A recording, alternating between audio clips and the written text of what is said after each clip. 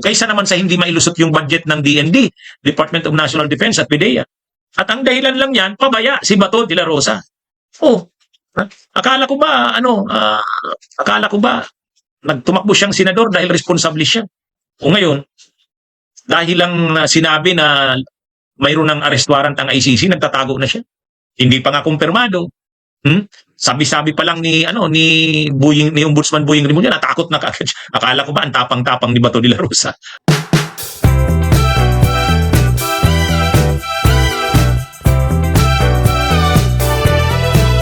Si Bato hindi pa rin uma-attend.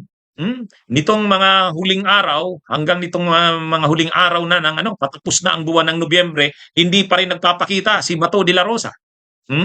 Matatandaan natin na napakahaba na nga nung bakasyon ng Kongreso nung panahon ng Undas. Nang bumalik sila ang kanilang session noong November 11, hindi na yan nagpakita si Bato. Hindi na, ni magparinig, ni magpaalam, na kailan siya magre-report uli sa Senado. Wala. Hanggang ngayon, wala, hindi nagpapakita. At ang sabi ng kanyang abogado, si Attorney Torion, sabi ni Attorney Torion, hindi naman siya nagtatago. Hindi naman siya nagtatago. Ano to? Ano ba tong si Torion? Paano mo nasabing hindi nagtatago? Hindi nga nagpapakita, hindi nagtatago. Kung hindi nagtatago, di magpapakita. Pag hindi ka nagkita, di nagtatago ka. Tsaka pangalawa, napaka-importante ng trabaho niya, senador siya. Senador siya, binutuhan siya ng mamamayan at sinisweldohan siya. Wag ninyang sabihin na hindi siya kumukuha ng sweldo. Ngayong hindi siya nagpapakita. At saka, mabuti naman sana kung justifiable yung reason bakit hindi siya nakaka-attend sa sesyon ng Senado. Justifiable ba yung reason? Akala ko ba noon ang sabi niya, wala, hindi niya yan aatrasan. Yung ICC arrest warrant na yan. Pag lumabas yan, hindi ko yan aatrasan. Haharapin ko yan. Hindi ako natatakot dyan. O tapos ngayon, hindi pa nga lumalabas talaga yung ICC arrest warrant. Balibalita pa lang ni Ombudsman Boying Rimulya, nagtatago na siya. Ano ba tong si Bato? Akala ko ba ang tapang ni Bato? Bakit ganyan? Kaya lang, galit na si Senate President Tito Soto. Sabi ni Senate President Tito Soto, mga kabunyog, mga kababayan, ang sabi ni ang reaksyon ni Soto hindi na maganda. Kasi sabi ni hindi okay 'yon, yung absence daw ni Senator De La Rosa. Kung hindi mo kaya, hindi mo dapat hiniling na makuha mo yung chairmanship na 'yon. Especially yung vice chairmanship ng budget, national defense, napakahalaga eh. Yan. Ngayon lang po yan na araw na statement ni Senate President Tito Soto. Ito kasing si Bato de la Rosa, vice chairperson o vice chairman ng Senate Finance Committee. Imagine mo pag vice chairman ka ng Senate Finance Committee, pangalawa ka sa chairman. Ang chairman, si Win Gatchalian. Siya vice chairman. At bilang vice chairman, dapat nag-a-assist siya sa chairman. Kasi ang may pinakamalaking trabaho pagdating sa budget, pagdating sa Senado, Finance Committee Chairperson. Finance Committee Chairman. Ang counterpart niyan sa Kamara, House Appropriations Committee Chair. Ikaw, si Win Gatchalian yung chairman ng Senate Finance Committee, siya ang vice. Ngayon, nakasalang sa Senado, ang budget, tapos na sa House, nasa Senado na.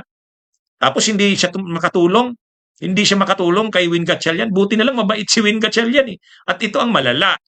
Bilang Vice Chairman ng Senate Finance Committee, siya rin ang chairman ng siya ang nakatoka na mag-sponsor. Siya ang magpipresent at mag-sponsor ng budget ng Department of National Defense at saka ng PDEA. Marami siyang mga opisina na sa kanya, nakakirob sa kanya. At ngayon yung naka-schedule, 25, 26, 27. Ngayon naka-schedule, 26, 27, yung DND, Department of National Defense. Siya ang mag-i-sponsor dapat nun. Maraming mag-i-interpellate. O ngayon, hindi pa hindi siya sisipot. Mabuti na lang, ginawa ng paraan ni Win Gatchalian. Sabi ni Gatchalian, ako na lang.